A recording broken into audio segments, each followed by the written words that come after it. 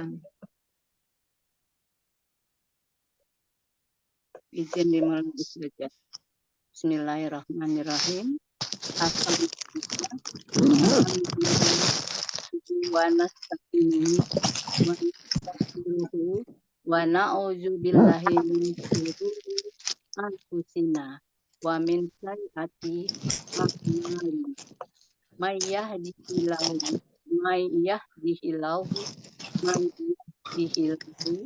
fala mudhillalah lil fala hadiyalah. Asyhadu an la ilaha illallah wahdahu la syarikalah wa asyhadu anna Muhammadar Rasulullah abduhu wa rasul. Qala Allah ta'ala fil Qur'anil Karim. A'udzu billahi minasyaitonir rajim. Ya ayyuhalladzina amanu taqullaha haqqa tuqatih wa la tamutunna illa wa antum muslimun. Wa qala aidan ya ayyuhan nasu taqu rabbakumul ladzi khalaqakum min nafsin wahidatin wa khalaqa minha zawjaha wa bassa minhuma rijalan katsiran wa nisaa. Wattaqullahal ladzi tasaaluna bihi wal azama. Innallaha kana 'alaikum raqiba. Allahumma inni as'aluka ilman nafi'an wa rizqan thayyiban wa amala mutaqabbala. Allahumma alimna wa bima alamtana wa zidna ilma. Allahumma arinal haqqa haqqan warzuqna tiba'ah wa arinal batila batilan warzuqna tinaba. Allahumma la sahla illa ma ja'altahu sahlan wa anta taj'alul hasna iza syi'ta sahlan. Ya ayyuha qayyum bi rahmatika aslih lisani kullaha wa la takilni illa nafsi tarfata ain. Allahumma inni a'udzubika min ilmi la yanfa'u min qalbi la yakhsha'u wa min nafsi la tashba'u wa min da'watin la yustajabulah. Ya Allah, aku berlindung kepadamu dari ilmu yang tidak bermanfaat, hati yang tidak khusyuk, jiwa yang tidak pernah puas, dan doa yang tidak dikabulkan. Rabbi shrah sadri wa yassir li amri wahlul 'uqdatam min lisani yafqahu qawli. Amin ya rabbal alamin. Alhamdulillahilladzi bi ni'matihi tatimmus sholihat. Segala puji hanyalah milik Allah yang dengan nikmatnya sempurna segala kebaikan. Tidak henti-hentinya kita panjatkan syukur kepada Allah. Karena jika bukan karena Allah, mustahil kita ada di sini, di majelis ilmu yang sangat kita cintai ini. Sehingga kita bisa berkumpul pada hari Jumat yang penuh barokah, bermulazamah. Semoga Allah Subhanahu wa Ta'ala senantiasa memberkahi semua kegiatan ini. Amin. Allahumma amin. Salawat kita salam. Semoga selalu tercurah kepada junjungan kita Rasulullah Sallallahu Alaihi Wasallam, Nabi akhir zaman. Seorang nabi yang diutus oleh Allah untuk menurunkan syariat Islam kepada kita semua. Kita doakan selalu semoga keluarganya, sahabat, tabi'in, tabi'in, dan kita selaku umatnya yang mengikuti sunnah-sunnahnya mendapat syafaat ila yaumil qiyamah. Amin ya rabbal alamin. Baiklah, dengan mengharap ridho Allah Subhanahu wa Ta'ala semata, mari kita buka majelis kita ini dengan melafazkan basmalah. Bismillahirrahmanirrahim. Lanjutannya kemana? Baiklah, yang kami hormati Ustazah Eno dan Uti Sina selaku Ketua Jazakallahu khairan telah hadir. Baiklah kita mulai majelis taklim ini. Tafadholi maskura Ustazah.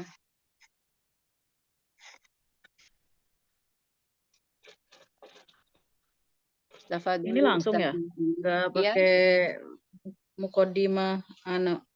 Oh, Ustazah, tafadholi. Qiraatul Quran. Ya. Utisina. Apa pakai ngaji ya Ustazah? Nggak dipersiapkan Ustazah. Masya Allah. Baik kalau gitu dadakan aja deh. Milih Ustazah Neneng. Tolong baca Quran Ustazah. Nanti saya yang jadi sari tilawahnya. Fikih tentang wanita. Ayat berapa Ustazah kira-kira Ustazah?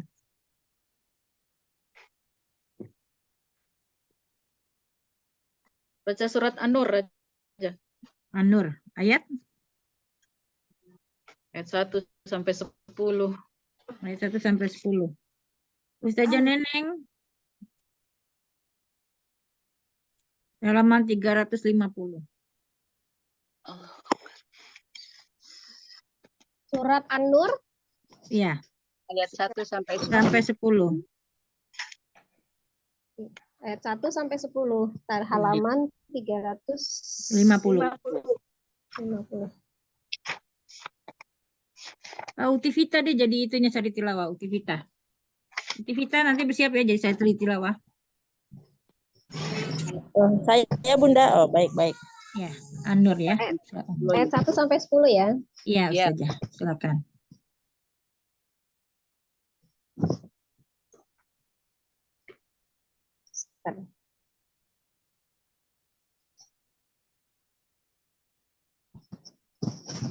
Assalamualaikum warahmatullahi wabarakatuh. Waalaikumsalam warahmatullahi wabarakatuh. Suara saya kedengar nggak Umi? Kok ini nggak jelas? Kedengaran saja. Jelas. Iya, jelas. A'udzu billahi minasy syaithanir rajim.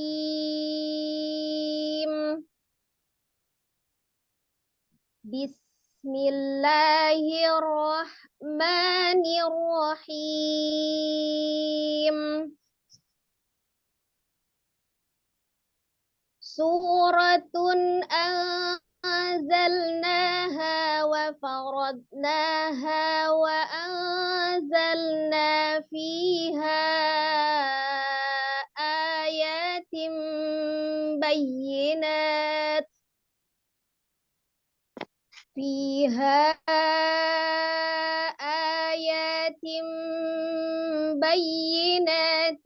la'allakum tadhakkarun. Az-zaniyatu waz-zani fajlidu kulla wahidin minhuma mi'ata jaldah wala ta'khudhukum bihima ra'fatun fi dinillahi in kuntum tu'minuna billahi wal yawmil akhir وَلْيَشْهَدْ عَذَابَهُمَا طَائِفَةٌ مِّنَ الْمُؤْمِنِينَ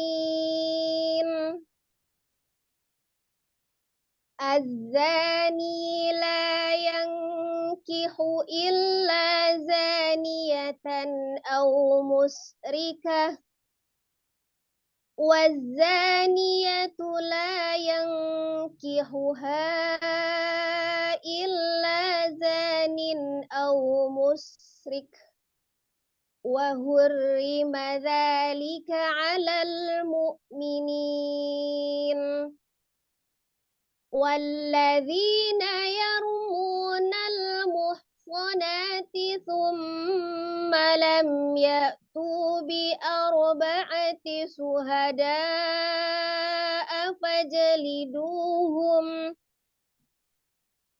فاجلدوهم 80 جلدة ولا تقبلوا لهم شهادة أبدا أولئك هم الفاسقون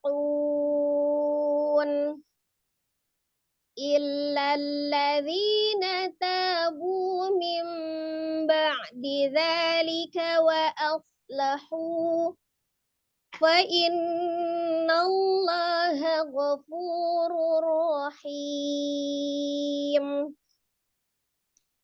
والذين يرمون أزواجهم ولم يكن لهم شهداء إلا أنفسهم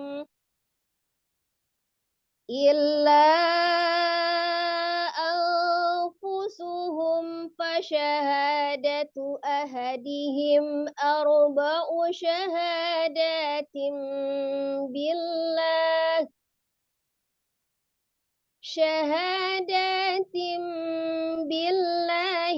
إنه لمن الصادقين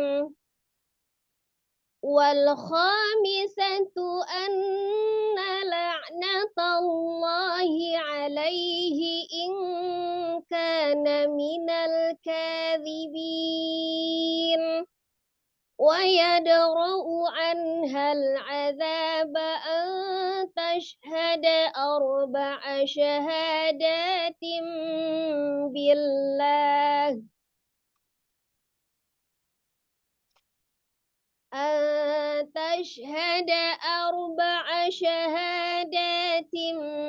بالله إنه لمن الكاذبين والخامسة أن غضب الله عليها إن كان من الصادقين ولولا فضل الله عليكم ورحمته وأن الله تواب حكيم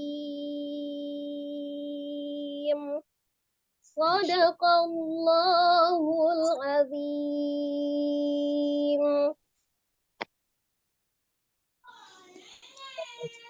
Aku berlindung kepada Allah dari godaan setan yang terkutuk dengan menyebut nama Allah yang Maha Pengasih lagi Maha Penyayang.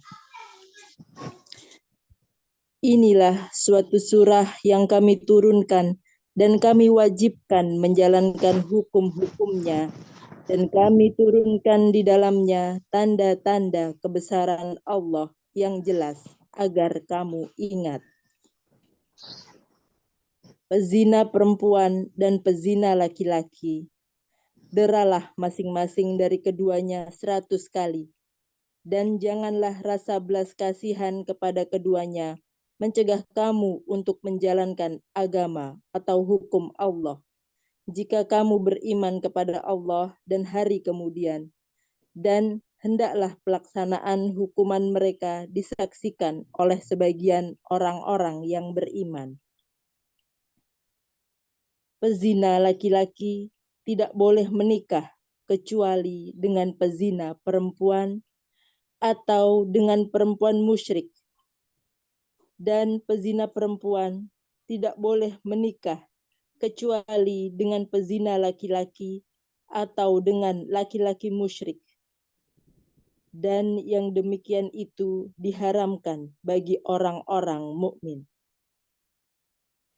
Dan orang-orang yang menuduh perempuan-perempuan yang baik berzina, dan mereka tidak mendatangkan 4 orang saksi, maka deralah mereka 80 kali. Dan janganlah kamu terima kesaksian mereka untuk selama-lamanya. Mereka itulah orang-orang yang fasik. Kecuali mereka yang bertobat setelah itu dan memperbaiki dirinya, maka sungguh Allah Maha Pengampun Maha Penyayang. Dan orang-orang yang menuduh istrinya berzina, padahal mereka tidak mempunyai saksi-saksi selain diri mereka sendiri, maka kesaksian masing-masing orang itu ialah 4 kali bersumpah dengan nama Allah bahwa sesungguhnya dia termasuk orang yang berkata benar.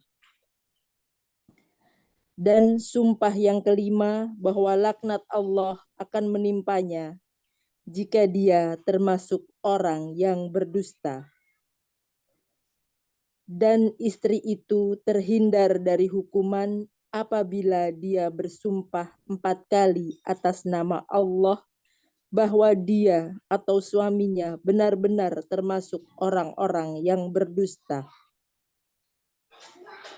Dan sumpah yang kelima bahwa kemurkaan Allah akan menimpanya istrinya jika dia atau suaminya itu termasuk orang yang berkata benar. Dan sekiranya bukan karena karunia Allah dan rahmatnya kepadamu, niscaya kamu akan menemui kesulitan. Dan sesungguhnya Allah Maha Penerima Tobat, Maha Bijaksana. Maha benar Allah dengan segala firman-Nya. Dengan segala firman-Nya. Baiklah, untuk selanjutnya dipersilakan Ustazah Enok untuk memberi materi. Tafadhol maskura Ustazah.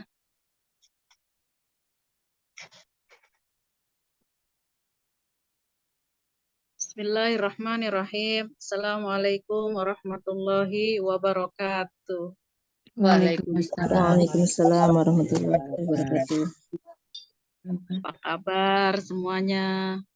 Alhamdulillah khair Ustazah. Ustazah. Alhamdulillahirabbil alamin. Wassalatu wassalamu ala sayyidil mursalin wa ala alihi wa ashabihi ajmain. Asyhadu an la ilaha illallah wa asyhadu anna Muhammadar Rasulullah. Rabbi shrah li sadri wa yassir li amri wahlul 'uqdatam min lisani yafqahu qawli. Alhamdulillah wa syukrulillah, hari ini kita berjumpa dalam keadaan sehat walafiat, semangat untuk belajar.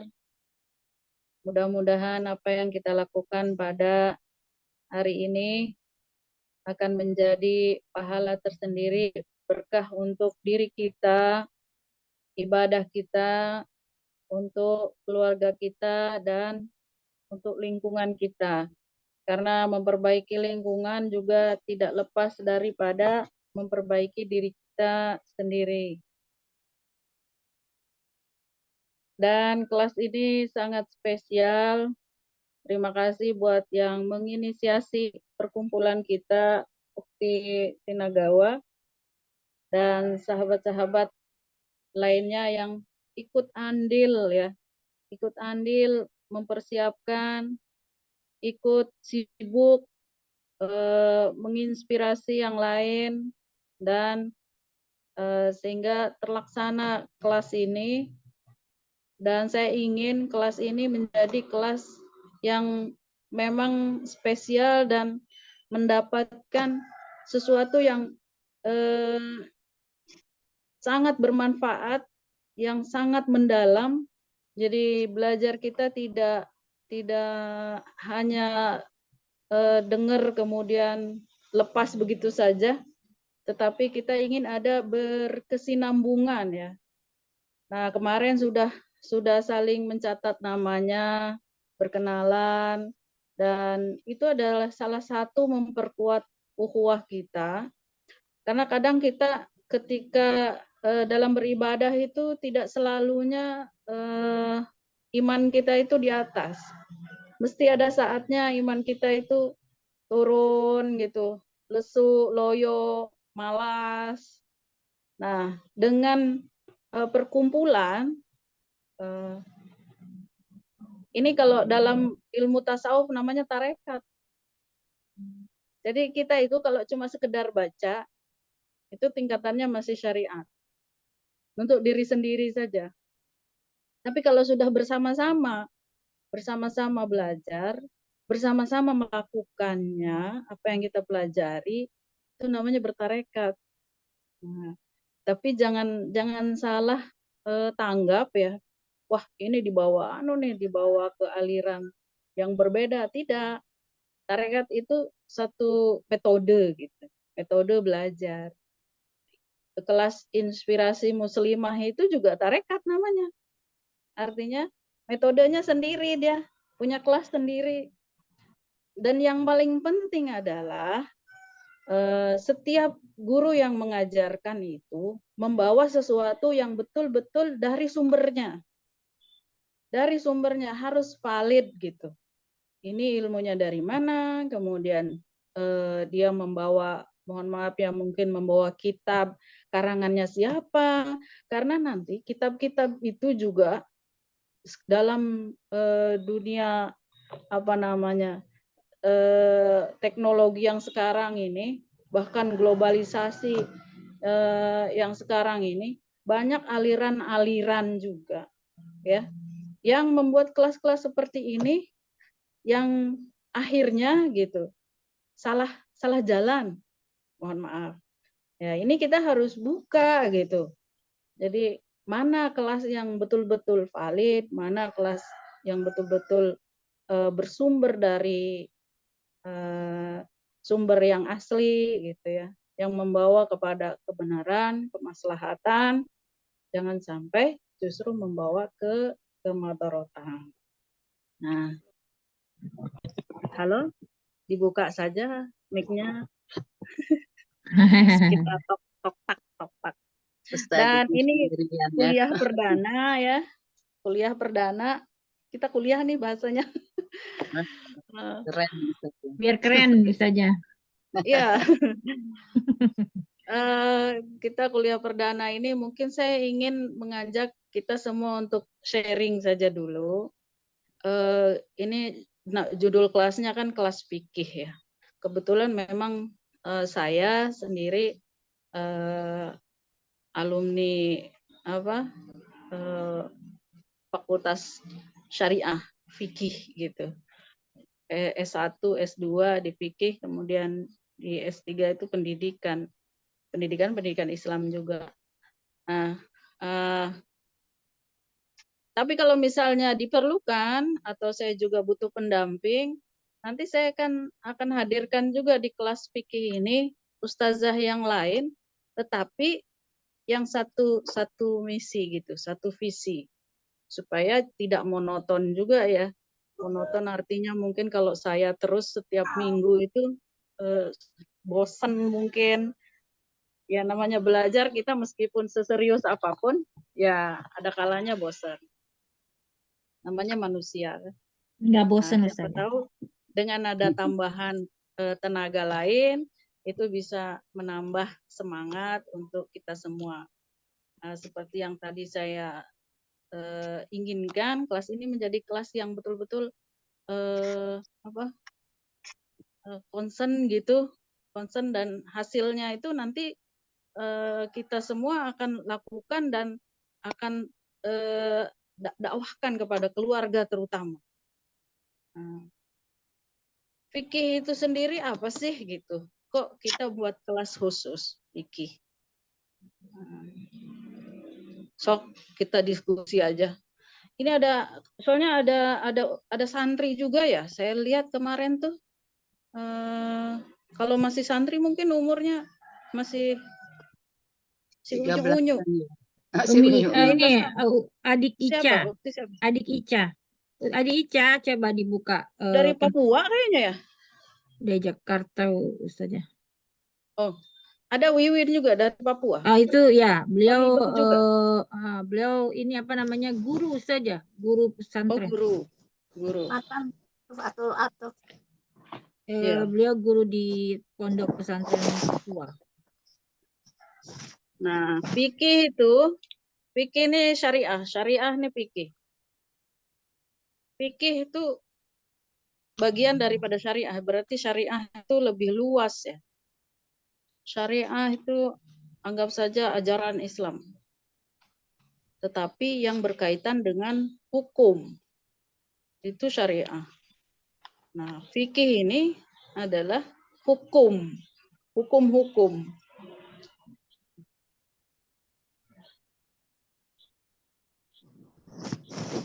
Makanya kalau bilang fikih, nanti yang keluar itu hukum ibadah, ya, fikih ibadah, fikih muamalah, artinya hukum, hukum perdata, hukum pidana. Ternyata luas ya, ternyata luas fikih itu. Jadi hukum jual beli masuk dalam fikih, hukum pernikahan.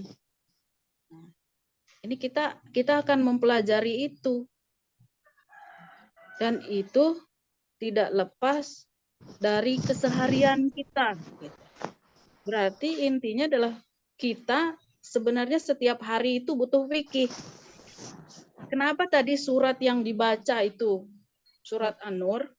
Pertama, surat An-Nur ini diamanahkan oleh Rasulullah untuk dipelajari oleh semua kaum wanita. Nanti suatu saat nanti kita akan kaji tafsir hukum ya. Ada tafsir ahkam, tafsir hukumnya. Ada tafsir bahasa, ada tafsir kehidupan aplikasi, kehidupan sehari-hari. Tapi ada ini tafsir hukumnya, tafsir ahkam. Tentang surat, kenapa sih Rasulullah mengamanatkan kepada kaum muslimah ini untuk mempelajari surat An-Nur ini. Itu yang pertama, bahwa amanat dari Rasulullah, perempuan itu minimal paham surat An-Nur itu dari A sampai Z.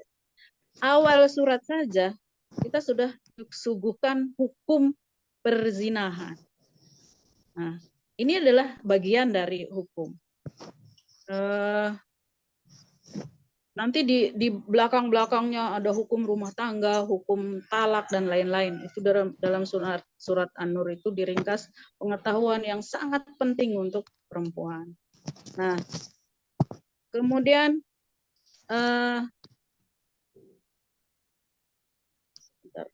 tiba-tiba ngeblank biasa.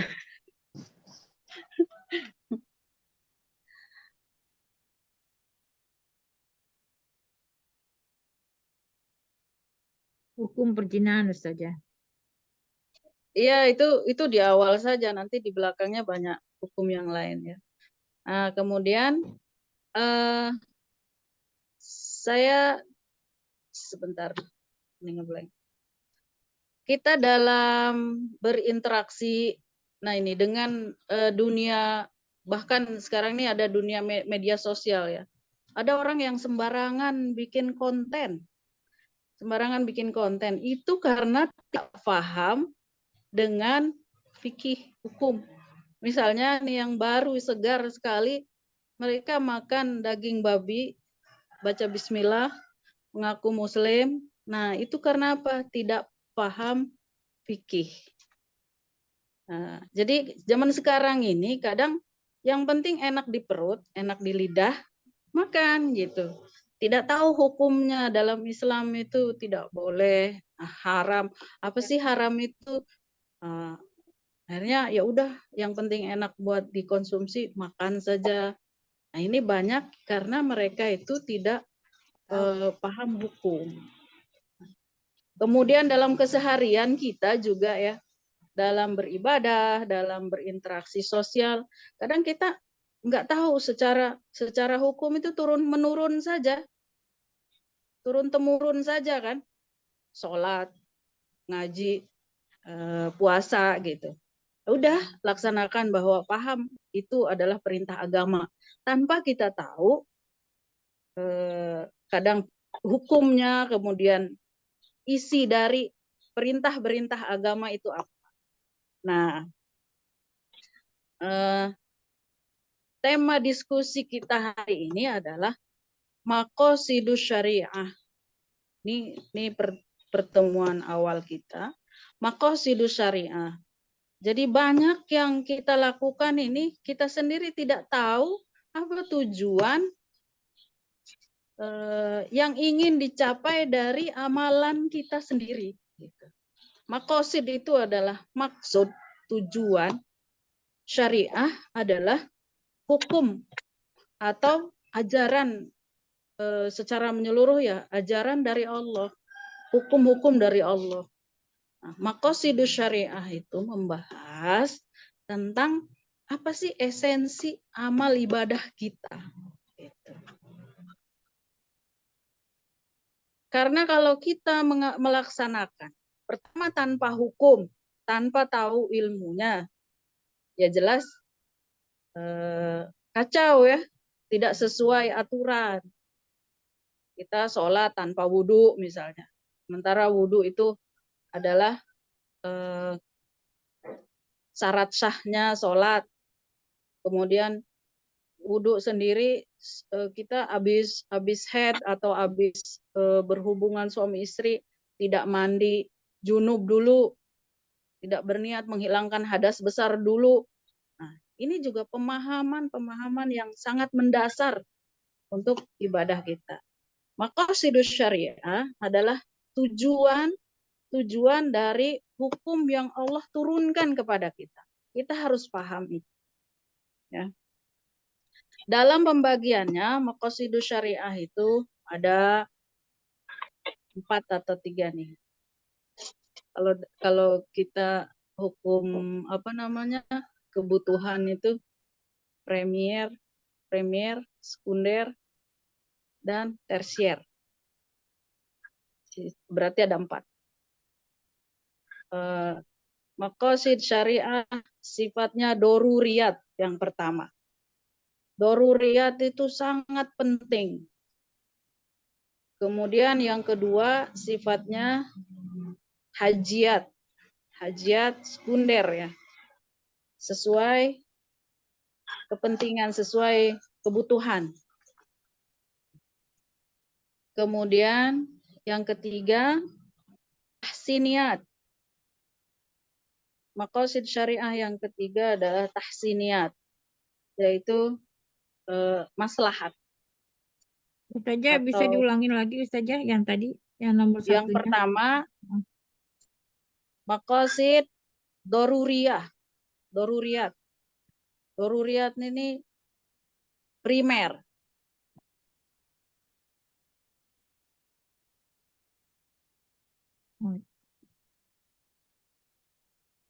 Kemudian yang kedua hajiat.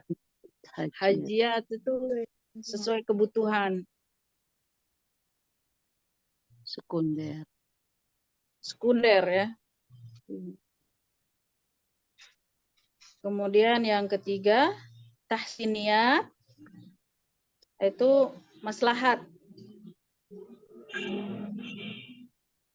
Ada kebaikan, ada kemuliaan meskipun tidak ada dalam hukum, itu tahsiniyat namanya.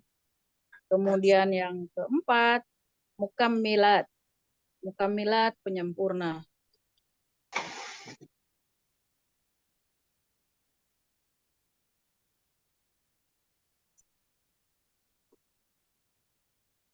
Yang keempat apa Ustazah? Afwan, boleh diulang? Mukammilat.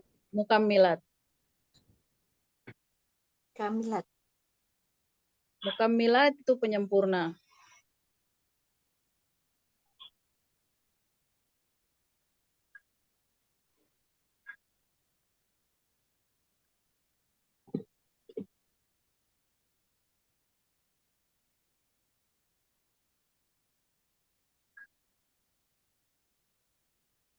Yang doruriyat ini yang penting kita pahami, ada 5 bagian. Yang paling penting ini, doruriyat. Apa sih tujuan syariah itu secara umum? Ya.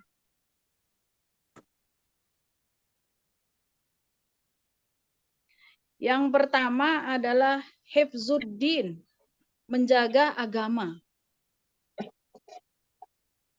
Menjaga agama. Yang kedua, menjaga jiwa. Hifzun nafsi.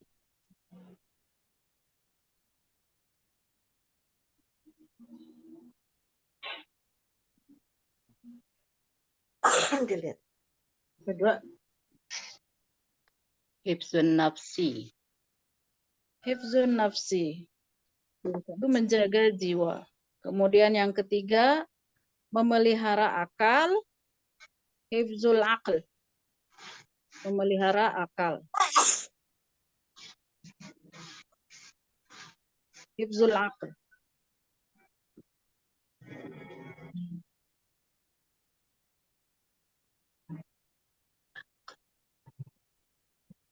Kemudian yang keempat, menjaga apa saja? hifdzul akal, menjaga akal.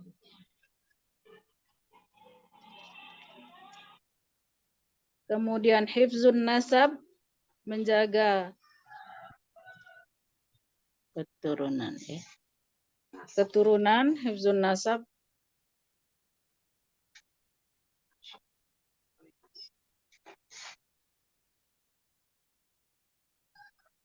Yang terakhir, hifzul mal, menjaga harta. Jaga apa? Jaga harta. Hifzul mal.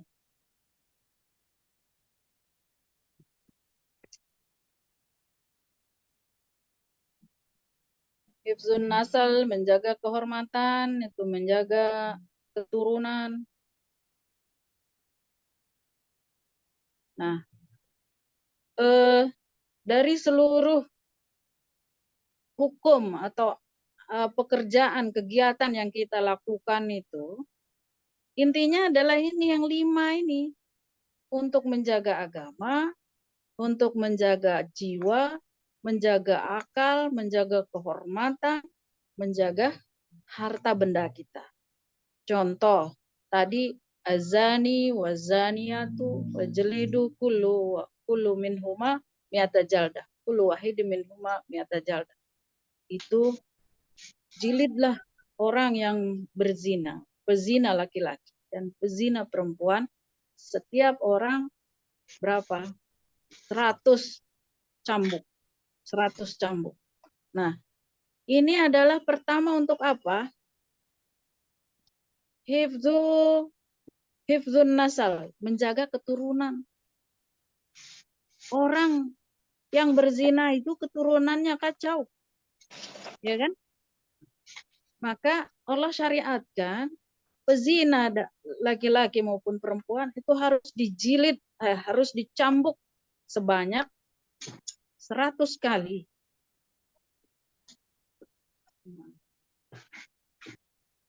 Tanpa belas kasihan. Ini adalah tujuannya menjaga keturunan atau menjaga kehormatan. Kemudian ada lagi asyariqatu wasyariqatu faqta'u aydiyahuma. Orang yang mencuri, baik laki-laki maupun perempuan, itu agar dipotong tangannya. Nah, ini juga untuk menjaga harta benda supaya orang itu tidak sembarangan ngambil-ngambil. Ini tujuan-tujuannya.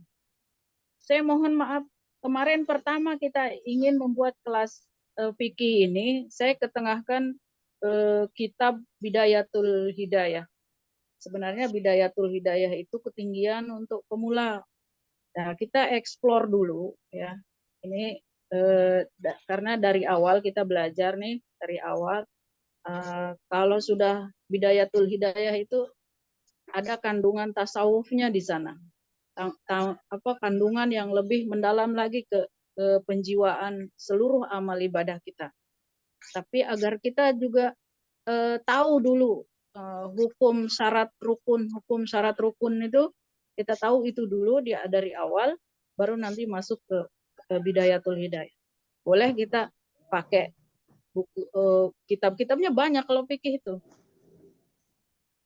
Mungkin mulai dari fikih wadih yang sederhana saja dulu, atau ada kalau antum sering dengar Safinatun Najah.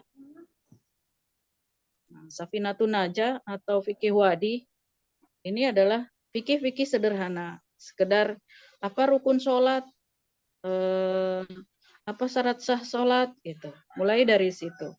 Karena kita juga tidak bisa melakukan pekerjaan yang apa namanya, kalau bagi pemula itu mungkin terasa berat kalau langsung kepada harus dengan penjiwaan, harus dengan esensi ibadah itu apa.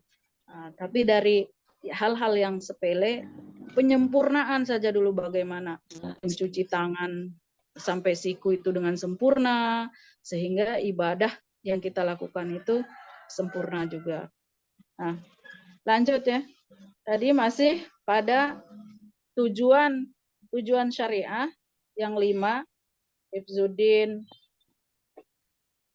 syahadat, persaksian bahwa tidak ada Tuhan selain Allah, bahwa Nabi Muhammad itu adalah utusan Allah, itu untuk menjaga agama, bahwa agama ini tidak lepas dari tauhid yang benar. Kita kadang bersinggungan dengan orang-orang yang beda aliran ya dalam fikih, dalam beribadah, tetapi dalam akidahnya mereka masih la ilaha illallah Muhammad Rasulullah. Maka kita tidak boleh menghalalkan darah mereka itu, menganggap mereka sesat. Ini tidak kunut, ini kunut, ini sesat, ini lurus. Selama dia masih Tuhannya itu Allah, la ilaha illallah Muhammad Rasulullah, itu saudara kita gitu. Adapun beda-beda aliran dalam ibadah itu memang tergantung ulama yang diikuti, yang punya kapasitas untuk bisa memfatwakan satu amalan itu hukumnya seperti apa. Ya, itu nggak apa-apa, berbeda-beda, tapi akidahnya masih satu, la ilaha illallah, itu harus kita pertahankan. Itu saudara kita. Nah, itu contoh ya dalam menjaga agama. Kemudian hifzun nafas, perkawinan itu untuk menjaga jiwa. Adanya perkawinan itu adalah kehormatan, satu kehormatan untuk kita. Adanya perkawinan. Kalau tidak ada hukum perkawinan, bahwa perkawinan itu harus ada wali, akad gitu ya, ijab qabul, kemudian ada mahar, ada. Kalau tidak ada hukum itu, maka manusia ini akan seperti binatang. Gitu. Akan seperti binatang, dia melakukan apa saja yang dia mau, berhubungan intim di mana saja tanpa pernikahan, maka kehormatan kita tidak ada. Itulah contoh menjaga jiwa, menjaga kehormatan manusia. Kemudian menjaga akal. Ini banyak nih dalam ayat-ayat Al-Quran itu, yas'alunaka gitu. Mereka bertanya kepadamu, wahai Muhammad, apa itu khomer? Yas'alunaka anil khomri wal maisir. Mempertanyakan apa manfaatnya khomer. Kul fihi ma ismun wa manafi'an. Katakan di dalamnya itu ada dosa dan keuntungan. Tetapi dosanya lebih banyak daripada maslahat dalam khomer itu. Ternyata ada manfaatnya toh? Ada. Nah, saat itulah manusia disuruh untuk berpikir. Artinya berpikir itu menjaga dan menghormati akal pikiran kita. Oh, ternyata khomer itu boleh dikonsumsi kalau di bawah 0, sekian persen alkoholnya misalnya. Atau dia untuk kita kalau sering operasi, nggak sering di bios itu salah satunya adalah manfaat dari alkohol, manfaat dari khomer. Tetapi kalau lebih dari 0,5% alkoholnya, maka haram karena akan memabukkan, bukan lagi untuk diambil manfaatnya. Maka berpikirlah otak manusia itu, oh seperti itu. Kemudian ada lagi, mungkin narkoba yang sekarang tidak ada secara jelas dalam Al-Quran. Maka saat itu juga Allah memberikan kesempatan akal kita ini untuk membandingkan, mengkonversi. Ini sama dia efeknya sabu-sabu ini dengan khomer itu, berarti hukumnya khomer. Nah, gitu. Itu menjaga otak manusia itu untuk terus berpikir. Nah, kemudian menjaga kehormatan, ini jelas. Tadi itu orang menuduh tanpa saksi saja, dia harus bersumpah 4 kali bahwa dia benar. Kalau yang kelima, dia harus mengatakan kalau tidak benar, maka azab Allah turun kepada saya. Itu adalah salah satu menjaga kehormatan. Tidak hanya, kamu pezina. Hati-hati kita mengatakan itu kepada orang lain. Kita dilaknat oleh Allah kalau tidak menyodorkan 4 saksi. Gitu. Kemudian yang terakhir, hifzul mal, menjaga harta benda. Ini banyak, bahwa harta anak yatim itu juga harus dijaga. Kita tidak boleh makan harta anak yatim dengan zolim. Nah, itu adalah upaya syariah untuk menjaga harta benda daripada kita sendiri. Ya. Jadi hukum-hukum yang Allah berikan itu begitu komplit gitu. Adapun yang tadi tahsiniyat, hajiat, ya. Misalnya untuk hajiat nih, mempermudah dalam kehidupan atau menghilangkan kesulitan maupun kesempitan. Seperti begini, hukum kita di Indonesia nih ya, di Indonesia bahwa bersentuhan laki-laki perempuan, ini Imam Syafi'i ya, membatalkan wudhu. Tetapi ketika kita berada di Mekah, kalau kita pisah dengan suami itu nanti lepas, hilang, terus kita nggak bisa ketemu lagi di Mekah itu yang begitu ramai padat, maka boleh bahwa suami istri itu tidak batal wudhu gitu. Kemudian ya di negara yang ada musim salju, Jepang ada musim salju ya? Ada musim salju, bahwa mengusap rambut 3 helai itu dalam wudhu itu cukup gitu. Tapi kalau di tanah Sudan sana, mereka mewajibkan untuk wudhu itu usap rambut, kepala semua dibasahin gitu. Coba kalau pas lagi musim dingin bersalju gitu, kita mewajibkan wudhu itu ngusap kepala begini, kedinginan dong orang kan. Nah, itu namanya hajiat, sesuai lokasi, sesuai keperluan gitu. Boleh. Ketika ada perbedaan begitu, jangan langsung tuduh itu sesat. Nah, itu berarti dia tidak belajar fikih, usul fikih. Udah jelas itu. Ini banyak yang seperti itu, langsung sudah tuduh aja. Kemudian tahsiniyat. Yang dimaksud tahsiniyat itu yaitu untuk kebaikan dan kemuliaan. Misalnya akikah, berkurban itu tidak diperbolehkan kambingnya yang buta, yang pincang kan, itu tahsiniyat sebenarnya. Kalau tidak ada sama sekali, kambingnya hanya ada yang itu, boleh-boleh saja gitu. Jadi tidak apalagi yang ini termasuk seperti orang NU nih ya, bangun rumah sedekah, buka toko panggil anak yatim, kemudian 4 bulan hamil, baru berita hamil syukuran, baru 4 bulan doa syukuran, itu tahsiniyat namanya. Apa salahnya orang bersedekah itu, panggil orang doa bersama kan, doa bersama, kemudian mereka masak, beri makan, beri sedekah. atau bagikan saja sudah kotak bawa pulang. Itu kan tahsiniyat namanya. Hal-hal yang baik dan mulia boleh dilakukan. Istihsan dalam fikih itu namanya istihsan. Nah, itu ya.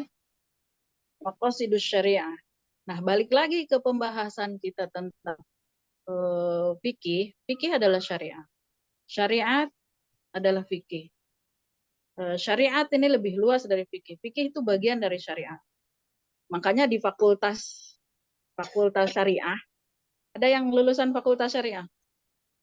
Nah, ada fikih ibadah, fikih muamalah, fikih munakahat, ada fikih muqorin, perbandingan mazhab, perdata ya, perdata pidana itu, ahwal syahsiyah. Ini luas banget. Dan itu semua adalah fikih. Gitu. Jadi kalau saya minta, kalau kita serius, duduk manis, kita diskusi, dan melanjutkan kajian-kajian kita setiap hari Jumat, ya cukup 2 jam saja. Insya Allah ini sangat bermanfaat. Dan selain itu, kalau sudah masuk bidayatul hidayah itu, kita ada semacam amalan yang setiap hari kita jaga. Dan kita akan ngabsen. Nih, jangan hanya di Zoom meeting aja kita ngobrol ya. Nanti di luar Zoom meeting, kelas itu harus tetap aktif. Jadi Bunda di majelis masing-masing, di rumah itu adalah pelopor atau duta fikih. Jadi ketika ada anak yang bertanya atau tetangga yang bertanya, apa ini hukumnya? Nah, diskusikan di grup gitu. Bahwa kita adalah orang-orang yang betul-betul paham dengan fikih itu, ilmu hukum. Ini ada air mati nih di komplek. Kadang air mati. Ada sedikit air di keran saya cuma keluar sampai saya cuci tangan sampai sikut, wudhu lagi wudhu gitu, cuci tangan sampai sikut, ada di keran tetangga sisanya airnya, bagaimana hukumnya katanya gitu. Nah, itu harus kita paham gitu. Apalagi banyak sekarang ini hukum-hukum yang kadang tidak ada dalam kitab, seperti arisan, koperasi, itu nggak ada dalam kitab gitu. Ya, ada di kitab-kitab kontemporer lah ibaratnya. Baru-baru ini baru dibuat kitab-kitab. Itu harus kita bahas. Siap ya, Bunda-bunda, jadi kita fikih di lingkungan masing-masing. Jadi di grup berdiskusi terus. Saya ada banyak grup tentang fikih ini. Begitu. Ada permasalahan di keluarga, di masyarakat, ditanya, didiskusikan. Kadang kita sudah tahu, teman yang lain tidak tahu. Gitu. Jadi sharing, berbagi supaya semua kita tahu. Ya, Bunda. Ya. Ini dulu kita diskusi habis ini. Kita ngobrol. Belum masuk kita ke pembahasan fikihnya. Ya, saya ingin tawarkan kalau fikih ibadah itu sering sih mungkin ya, mungkin dibahas. Jadi fikih ibadah mulai dari toharoh itu, mesti awalnya fikih itu mesti bab toharoh, bab bersuci. Semua kalau sudah masuk pembahasan agama itu mulainya dari toharoh. Kenapa bab toharoh itu ditaruh di depan? Saking pentingnya itu bab bersuci itu, mulai suci badan, suci pikiran, suci lingkungan. Nah, kita bisa jadi dengan bersuci saja, bab bersuci wudhu itu bisa jadi kita sudah memperbaiki lingkungan. Wih, jauh banget nanti itu. Jadi ada kitab yang paling penting juga namanya usul fikih. Usul fikih ini adalah rumus-rumus menyimpulkan fikih, menyimpulkan hukum usul fikih ini. Bagaimana asal usul sehingga terjadi dia haram misalnya atau dia wajib. Aqimus sholat misalnya. Aqimus sholat, maka kata aqimu itu fi'il amr, dalam fi'il amr itu adalah perintah. Perintah itu berarti wajib. Nah, gitu. Itu usul fikih yang mengajarkan. Oh, ini cuma sunnah kok. Dari mana dapat kata sunnah itu? Nah, dalilnya apa? Nanti terlihat. Oh, kalimatnya begini. Dalam bahasa Arab tuh kalimat yang begini tuh artinya tidak wajib gitu. Nah, itu perlu juga kita paham. Tapi ngikut dengan fikih ini. Kalau ingin fikih yang lebih mendalam sekali. Dan saya siap mendampingi. Kalau yang lain ada banyak tahu juga boleh kita gabung. Saya tidak menganggap, waduh saya tersaingi, tidak. Malah terbantu. Ya, kalau ada tambahan-tambahan mari. Silakan, ini saja dulu sebagai pembuka. Kita berdiskusi dan bermusyawarah apa yang ingin kita bahas. Terutama yang santri-santri itu, karena yang santri ini kan dia masih panjang tuh jenjang belajarnya. Nah, lumayan tuh bisa jadi duta lebih lama. Kalau kita kan udah tua-tua nih, ya untuk diri sendiri aja mudah-mudahan bisa nih ya. Lebih sempurna lagi. Ya, siap. Baik. Ya, Silakan baik. moderator untuk Masya Allah ya. Itu terlena ya mendengar paparan yang baru sedikit kata Ustazah, tapi sudah saya yakin para sahabat sudah banyak yang akan ditanyakan. Baiklah, untuk sesi ini kami persilakan untuk siapa yang mau bertanya boleh raise hand atau ditulis di room chat. Tafadholi. Afwan Ustazah, sebelum saya lupa, boleh saya duluan bertanya? Mumpung masih ingat. Iya tadi Ustazah yang masalah tadi Ustazah berwudu tadi yang kehabisan air itu saja. Terus Ustazah pindah ke keran sebelah, itu bagaimana hukumnya? Ya seperti juga saya alami, lagi mau sampai di kaki susah gitu ya Ustazah. Atau begini, saya wudhu terpaksa di wastafel ya Ustazah, seperti lagi acara di hotel gitu saja. Jadi untuk para wanita tentu di ruangan khusus ya Ustazah. Jadi pas itu kan di wastafel, karena tinggi untuk kaki tidak bisa pindah ke yang ada keran di bawah, itu bagaimana Ustazah? Seperti Ustazah tadi pindah ke tetangga. Iya. Belajar ya, mohon. Langsung aja nih. Ya, langsung aja boleh Ustazah. Iya. Rukun wudhu itu ada 6. Ada 6 ya. Basuh muka, basuh tangan sampai siku, usap rambut sedikit. Niat dulu. Niat. Basuh muka, basuh tangan sampai siku, 2 tangan ya. Kemudian basuh rambut sebagian kepala lah, sebagian kepala sebenarnya. Kemudian yang kelima basuh kaki, 2 kaki sampai mata kaki. Yang keenamnya tertib. Apa yuk? Tertib. Yang keenamnya adalah tertib, berurutan. Nah, makna berurutan ini kan dari niat basuh muka, basuh tangan tuh harus berurutan. Jangan kaki duluan baru tangan, atau rambut duluan baru muka gitu kan. Berurutan. Makna tertib pertama berurutan, yang kedua berkesinambungan. Berkesinambungan itu tanpa jeda. Iya. Tanpa jeda. Ya. Oh, jadi tidak boleh ya saja. Belum dulu. Masya Allah. Tanpa jeda itu, pertama tanpa jeda yang di luar kepentingan wudhu.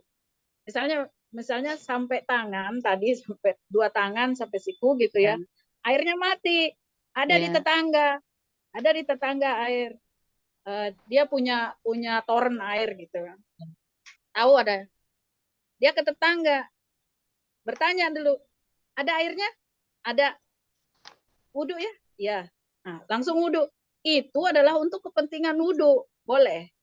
Tetapi begitu dia tanya, ada air? Ada. Saya wudhu baru nyampe tangan, belum selesai. Terus airnya, dia cerita air terus ngegosip dulu, malah tanya tetangga sebelah beli mobil dari mana. Ini yang tidak ada kepentingan untuk wudhu, maka dia batal. Gitu. Ngerti ya? Tetapi untuk kepentingan airnya boleh. Misalnya tadi wudhu di wastafel, namanya di hotel memang seperti itu. Terus pindah.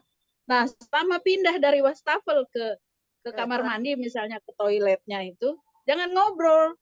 Ini ngobrol, acaranya belum selesai ya? Aku ambilin makan dulu ya, ntar aku habis sholat. Terus dia baru basuh kaki di toiletnya itu. Nah, ini namanya batal. Tidak ada kepentingan dalam wudhu itu. Tapi kalau misalnya tanya, ada air? Ada. Ruang ya wudhu. Nah, selesaikan saja sisanya. Gitu. Jadi tidak ada penjedaknya itu yang di luar kepentingan wudhu. Baik, jelas ya? Ya, insya Allah Ustazah. Oke, siap, lanjut. Ya, Uti TV, tafadholi. Baik, Umi. Assalamualaikum, Ustazah. Waalaikumsalam warahmatullahi wabarakatuh. Afwan Ustazah, saya masih bertanya tentang wudhu juga. Jadi Mas ingat tentang waktu itu kan pas safar Lebaran itu, mudik Lebaran, terus di perjalanan itu kan kadang-kadang ada yang tempat wudhunya pria dan wanita itu nggak dipisah Ustazah, jadi kayak darurat gitu, terbuka juga. Nah, terus pilihannya kalau misal kita mau nggak kelihatan atau nggak bareng-bareng cowok kan kita terpaksa wudhu di kamar mandi gitu. Itu katanya kalau wudhu di toilet nggak boleh, soalnya kan takut ada najis atau gimana. Terus juga kadang kan dia nggak ada keran yang ngocor gitu ya Ustazah, jadi adanya yang semprotan sprinkle buat basuh kalau misal pas pipis itu aja gitu. Nah, itu gimana ya Ustazah? Apa kita wudhunya di wastafel terus pindah ke sprinkle setelah untuk cuci kaki atau bagaimana Ustazah? Terima kasih Ustazah. Wudhu di mana saja boleh selama tidak terkena najis lagi. Jadi aman dari cipratan najis. Gitu saja. Jadi mau di kamar mandi boleh wudhu, air ngocor keran misalnya boleh, tidak air keran, pakai gayung boleh, atau pakai tangan ambil di boleh. Jadi selama airnya suci, kita kondisi juga bersih, setelah wudhu itu tidak terciprat najis, boleh di mana saja. Nah, ada lagi yang sangat simple nih ya, terutama buat yang mau umroh. Saya sering manasikan umroh. Ini kan di Masjidil Haram ataupun di Masjid Nabawi, itu tempat wudhu jauh dari tempat kita sholat. Apalagi kalau misalnya kita pagi, subuh nih ya, sebelum subuh kita sudah di Masjid Nabawi atau di Masjidil Haram, kemudian kita melaksanakan sholat malam, sholat tahajud dan lain-lain. Menjelang subuh orang-orang berdatangan, sehingga kita kalau batal mau ke tempat wudhu yang di luar itu sangat jauh sekali. Kebanyakan yang saya lihat nih, ibu-ibu yang dari kampung-kampung tuh ya, mungkin dia juga pernah manasik wudhunya itu. Akhirnya mereka bangun tidur itu langsung sholat gitu. Kan jauh-jauh dari Indonesia ya, pergi ke Mekah gitu, ke Madinah. Mereka tanpa ilmu yang benar, akhirnya sia-sia sholatnya. Nah, saran saya itu membawa wudhu spray, air yang ada tempat semprotan. Ya, ada disemprot gitu. Nah, wudhu dengan air semprot itu, kalau airnya suci, maka itu sah, hanya semprot saja. tadi apa rukun wudhu tuh? Niat. Kemudian semprot muka ini sampai rata, kemudian ratakan, ya itu udah sah wudhunya. Kemudian semprot tangan kanan dulu, tangan kanan basahkan, terus semprot, basahkan, sisanya kemudian semprot kakinya. Itu sambil duduk saja di sajadah, ya. Kalau misalnya itikaf atau apa, itu sudah sah. Nah, Bunda kalau ini karena udah tahu nih ya, udah tahu hukumnya. Bunda nanti ada acara di hotel, bawa itu air spray. Siapa tahu ribet gitu ya, atau mau perjalanan gitu. Siapa tahu ribet, nah bisa gunakan itu. Yang penting rata, air wudhu itu rata, sela-sela ini, kemudian rata di tangan, ke rambut, ke telinga, ini sunnah. Telinga, terus kaki. Selain itu, ada lagi Bunda, khofain, sepatu yang menutup mata kaki. Nah, ada wudhu yang tidak perlu cuci kakinya, cukup dengan mengusap atasnya daripada khofain itu. Khuf itu semacam kaos kaki yang menutup betul tanpa udara ke dalam kaki kita, atau sepatu kayak sepatu tentara tuh ya, yang kayak yang tinggi gitu, atau ibu-ibu juga pakai jenggel mungkin kan. Nah, itu bisa menjadi keringanan untuk kita kalau syarat-syaratnya terpenuhi. Misalnya khufnya itu atau kaos kakinya itu bersih ketika dipakai tanpa najis, kemudian dia menutup udara yang masuk. Kan ada kaos kaki biasa ya, kaos kaki biasa itu kan nggak bisa disebut khuf. Atau kita mau lagi di hutan, sholatnya langsung pakai sepatu itu, sepatunya nutup mata kaki, bukan yang bawahnya. Nah, itu boleh tanpa dibuka sepatunya, cukup dilap atasnya itu. Gitu. Kalau kotor tanah itu suci. Bahkan kita boleh tayamum dengan tanah, dengan debu itu dari tanah. Nah, sampai seperti itu fikih itu saking luasnya itu. Gitu Bunda ya. Mana yang bertanya tadi? Ya, Mbak Tivi. Mbak Tivi ya. Iya. Ya. Lanjut. Ya, baik. Wah iya tuh. Ustazah Neneng, tafadholi. Syukran Minafida. Assalamualaikum warahmatullahi wabarakatuh, Ustazah. Waalaikumsalam. Waalaikumsalam warahmatullahi wabarakatuh. Ya, izin bertanya Ustazah. Saya kebetulan hijrah ya. Hijrah di desa saya untuk saat ini, yang sebelumnya saya bukan guru ngaji, sekarang ya sekitar 4 atau 5 tahun ini saya guru ngaji. Jadi di dalam lingkungan masyarakat saya itu lingkungan yang besar, sangat awam terhadap ilmu agama. Jadi mereka itu banyak berpaham kalau kita sebut secara tradisional itu Islam kejawen, seperti itu. Islam kejawen. Jadi pada saat awal-awal saya masuk gitu kan di kampung saya ini ya banyak kesirikan lah gitu ya, banyak kesirikan. Hanya saja kendalanya karena memang kebetulan walaupun di desa gitu ya, tapi desa ini adalah tempat tinggalnya orang yang tokoh nomor 1 di kabupaten gitu ya, tempat tinggalnya di desa saya. Gitu. Jadi harus banyak berbenturan dengan aliran-aliran yang banyak. Gitu. Yang saya ingin tanyakan Ustazah, bagaimana cara kita menyikapi fikih ya? Apa pentingnya, kan ada yang bilang kalau misalnya fikih itu ada 4 mazhab, apakah memilih Syafi'i, Hambali, Hanafi seperti itu ya? Bagaimana cara kita bermazhab? Apa memang benar-benar kita harus memiliki mazhab? Terus bagaimana kita menyikapi fikihnya? Apakah harus mengikuti salah satu mazhab saja, atau mempelajari semua, atau yang kita pilih saja gitu kan? Ya, misalnya di dalam hal ini kita ikut Syafi'i, misalnya di dalam hal yang lain kita ikut Hambali. Nah, seperti itu. Apakah boleh kita memilih-milih seperti itu?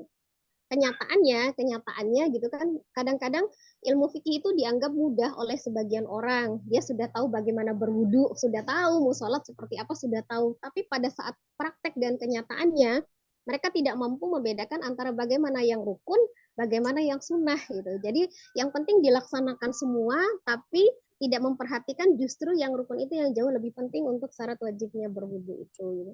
Apalagi misalnya dalam hal sholat seperti itu, tentang tata cara mengikuti imam ketika dia menjadi makmum yang masbuk gitu, yang terlambat juga seperti sholatnya balapan seperti yang saya saksikan pada walaupun sholat taraweh begitu ya, khususnya kalau untuk di sholat taraweh lebih khususnya seperti ini saja kan, kalau misalnya kita makmum yang masbuk yang terlambat gitu, ketika sholat sunnah taraweh itu ketika kita hadir di masjid, apakah sama dengan hukumnya sholat wajib yang kita mengikuti gerakan imam, baru ketika sudah salam kita lanjutkan kekurangan rakaat, atau ada yang saya lihat berbalapan gitu. Jadi ketika dia sudah mengejar, imam sudah dapat berapa rakaat nih gitu, dia sholatnya mengejar gitu, mengejar ketinggalannya, jadi gerakannya tidak mengikuti imam. Nah itu salah satunya banyak fikih-fikih yang dasar gitu, yang hari-hari kita lihat yang tidak sesuai gitu. Itu pertanyaannya salah satunya seperti itu. Yang dasar-dasar saja. Atau kalau misalnya kita berbicara tentang fikih haid misalnya, fikih haid banyak remaja-remaja juga yang tidak paham gitu kan, bagaimana dia yang haid itu yang seperti apa cirinya gitu kan, kemudian setelah berapa hari atau itu memang sudah masa suci atau belum begitu kan, itu banyak. Nah saya ibaratnya yang orang awam ini yang masih belajar meraba-raba menuntut ilmu secara otodidak, bukan keluaran pondok pesantren, bukan juga dari asal keturunan yang kiai gitu kan, diamanahkan oleh warga itu berarti sebagai pengajar gitu kan. Jadi di majelis-majelis taklim semua dusun itu saya diamanahkan untuk mengisi gitu, untuk mengisi tentang tahsinnya, tentang fikihnya dengan keterbatasan ilmu saya Ustazah. Jadi apa yang harus saya lakukan untuk langkah awal gitu kan, untuk menyikapi permasalahan di masyarakat? Ya? Di mana? Di Lampung. Saya di Lampung Selatan tepatnya. Oh, Lampung. Ya, di desa, tapi desa tempat tinggal saya ini di situ tempat tinggal bupati, kemudian banyak aliran-aliran yang banyak, pokoknya alirannya banyak. Jadi banyak perbedaan, perbenturan antara ya aliran-aliran itu gitu kan, banyak kepahaman. Jadi saya juga belajar tentang kajian, tentang tahsin, tentang fikih semuanya. Cuma mulainya dari mana gitu. Apalagi tentang fikih ini ya tadi kan mazhabnya berbeda-beda. Apakah penting kita harus punya mazhab? Begitu. Itu saja Ustazah. Terima kasih atas penjelasannya. Oke, terima kasih. Jawabannya adalah stay tune, don't go anywhere. Kita sudah masih awal. Ya, sudah pasti. Ya. Dan usulan untuk kita belajar fikih itu salah satunya lahir dari usulan saya Ustazah. Oh mantap. Keren. Siap Ustazah, saya siap. Ini pernah beberapa kali saya alami ya. Jadi setelah saya masih SD dulu, bukan SD, SMP lah. SMP, bapak saya itu NU ya, NU Tulen lah. Tapi di rumah belum mengajarkan fikih. Ketika saya masuk SMP, guru saya itu Muhammadiyah. Jadi Muhammadiyah mengajarkan, maksudnya tidak ada tahlil, tidak ada apa namanya zikiran itu loh, tidak ada doa bersama. Begitu saya pulang sekolah, saya sampaikan sama ibu saya, Bu, nanti saya kalau meninggal itu saya nggak mau merepotkan kayak tetangga itu. Saya setelah dikubur itu jangan ada makan-makan apa zikir-zikir itu, merepotkan tetangga, merepotkan orang rumah. Ibu saya bengong kan, karena ibu saya tidak terlalu paham dengan agama. Akhirnya dia bercerita kepada bapak saya. Bapak saya datang malam-malam itu, saya dibangunin. Bangun. Dia masih SMP. Kamu ini ngomong apa sama ibumu itu? Ini hati-hati kalau ngomong. Kalau ngambil apa namanya ilmu itu dari luar itu jangan langsung telan mentah-mentah. Tanya bapak ini. Gitu. Oh iya gitu. Gimana? Akhirnya keluarlah sederetan dalil-dalil itu dari Al-Quran, dari hadis itu, bagaimana doa bersama itu sangat bakul, terus amalan orang hidup itu nyampe kepada orang mati begitu kan. Jadi kita ini begitu mati itu kita kayak orang hanyut, kayak orang hanyut di sungai itu. Jadi apa saja kita ambil gitu kan. Kadang ada ranting pohon kita ambil, tahu-tahu ular gitu. Kadang ada apa kita ambil. Nah, seperti itulah. Akhirnya bapak saya, oh iya, kamu masih kecil katanya. Belajar dulu. Makanya bapak saya yang mengirim saya, bertekad mengirim saya ke Mesir gitu, untuk mempelajari fikih ini lebih mendalam, tidak sembarangan ngomong. Iya. Terus ada juga teman saya dari Mesir pulang, dia main lah ke tempat saya nggak ada, saya masih di Mesir. Dia garuk-garuk, ini lagi sholat berdiri garuk-garuk, pahanya itu gatal kan, lebih dari 3 kali. Nah habis itu dia nih alumni Mesir gitu. Setelah selesai sholat itu, jamaah bapak saya ini kan yang ikut berjamaah itu pada negur dia, kamu tuh gini kan. Terus bapak saya langsung, sebentar, ini Ananda ini alumni Mesir, mungkin bacaannya lebih luas daripada kita, katanya gitu. Yang kita pahami kan, kalau Imam Syafi'i itu menggaruk yang gatal itu ketika sholat itu nggak boleh lebih dari 3 kali. Lebih dari 3 kali gerakan di luar sholat itu maka batal. Jadi kalau gatal di sini ditekuk gitu sampai hilang gatalnya, itu baru 1 kali kan. Nah kalau mazhab lain ya garuk saja sampai hilang, nyaman, udah. Ya kadang 2-3 kali, nanti gatal lagi di keteknya. Nah ini mungkin dia nggak mandi kan, mau sholat kan, garuk saja gitu. Tapi dalam Imam Syafi'i yang kita pahami, kata bapak saya, memang cuma 1 kali saja. Jadi dia juga tidak sesat gitu. Nah artinya apa? Yang saya ceritakan begitu, kita memang harus lebih banyak bersentuhan dengan yang berbeda itu, sehingga kita memahami. Dan yang berbeda itu masing-masing dia punya dalil. Nah pentingnya adalah menguasai mazhab-mazhab itu adalah, ya, salah satunya itu, ketika berhadapan kita dengan mazhab Maliki yang berbeda banget dengan kita, maka kita tidak mengatakan bahwa dia itu sesat gitu. Karena beda mazhab. Itu pentingnya kita tahu. Terus mana yang harus kita ikutin gitu. Apakah kita harus berpegang pada keyakinan kita? Betul. Satu keyakinan kita itu harus kita pegang. Adapun kita mengambil kemudahan dari mazhab lain itu pada waktu-waktu tertentu. Jadi adanya mazhab lain itu adalah untuk memudahkan, tetapi jangan sampai kita permudah semuanya. Gitu. Ibadah ini butuh tantangan.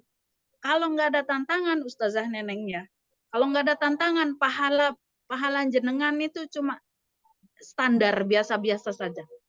Tetapi karena ada tantangan itu, maka pahalanya lebih tinggi lagi.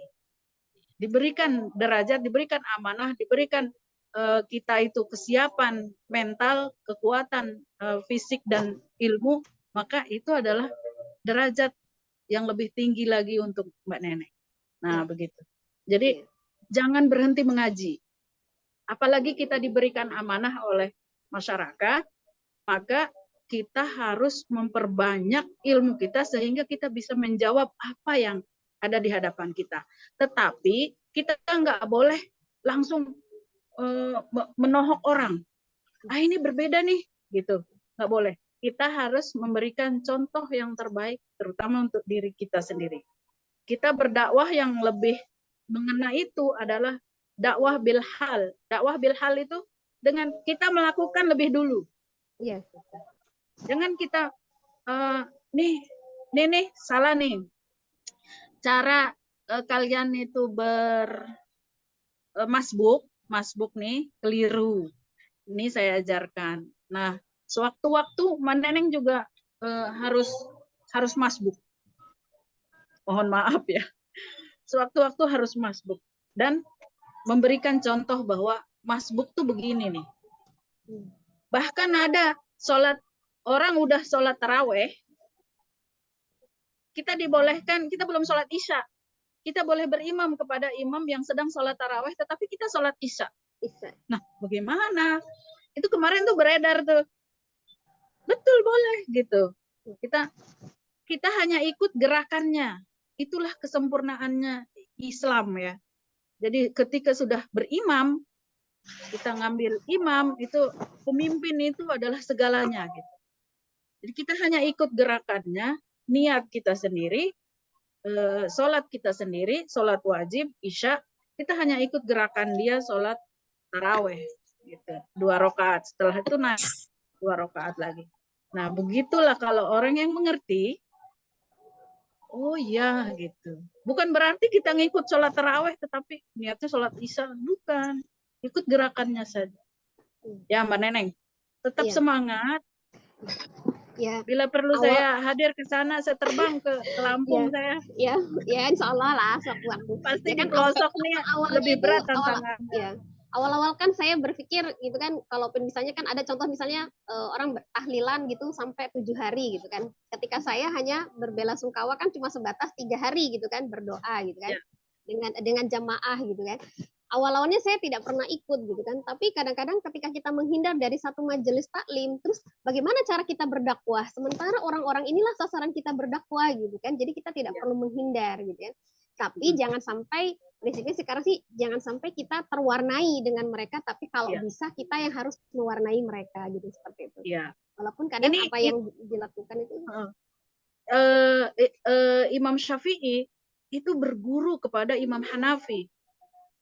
Imam Maliki adalah gurunya Imam Hanafi. Jadi mereka punya madhab sendiri, padahal sumbernya itu satu gitu. Satu ya. Sebenarnya untuk saling menguatkan, bukan untuk saling bertentangan, ya tidak ada yang bertentangan itu, tapi menguatkan. Semua dalil itu dipakai gitu.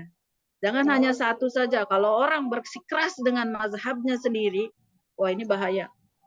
Apalagi kalau misalnya ada yang tidak menganggap 4 mazhab itu. Ada ya aliran di Indonesia, aliran Islam yang tidak menganggap 4 mazhab itu. 4 mazhab itu adalah apa namanya, ijewantah dari hukum Islam gitu. Kita bisa tahu, oh begini nih urutannya. Kalau tidak belajar kepada ulama itu, mereka itu udah ulama yang qualified, yang otoritatif gitu. Kalau kita tidak mengikuti itu, langsung kepada Al-Quran, waduh, berat banget. Kapasitas kita siapa? Hafiz saja tidak, misalnya. Paham hadis berapa ribu saja tidak, apalagi hafal gitu, tidak. Kemudian kita mau mengklaim diri kita itu langsung ke Al-Quran dan Al-Hadis, jauh banget. Jauh banget. Jadi tetap kita harus mengikuti alim ulama, salafus soleh. Orang-orang yang terdahulu yang betul-betul soleh. Kita ini seperti partai. Nanti di akhirat nanti akan berpartai-partai gitu. Maksudnya itu kita mengikuti mazhab siapa, ulama yang mana, kalau otoritatif, qualified, itu yang sudah jelas. Oh iya, ke sana. Kita kalau bertanggung jawab sendiri di hadapan Allah, betapa beratnya. Kita mau menghafal Quran dulu sendiri, buat hukum sendiri, hadis sendiri, bodoh. Siapa kita? Iya. Perbedaannya besar kalau di sini karena memang patokannya itu ya jelas sih, sebenarnya mereka punya dalil. Jadi ada yang memang sumber hukum Islamnya hanya berpegang pada Al-Quran dan As-Sunnah.